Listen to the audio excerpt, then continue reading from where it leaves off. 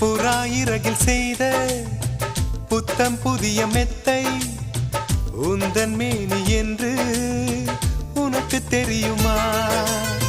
சீனச்சுவரை போலே எந்தன் காதல் கூட இன்னும் நீளமாகும் உனக்கு தெரியுமா? பூங்கா என்ன வாசம் என்று உந்தன் மீது தெரியும்.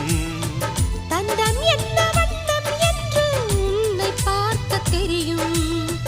காதல் வந்த பின்னாலே கால்கள் ரெண்டும் காற்றில் செல்லும். கம்பன் ஷெல்லி சேர்ந்துதான் கவிதை எழுதியது. எந்தன் முன்பு வந்துதான் பெண்ணாய் நிற்கிறது.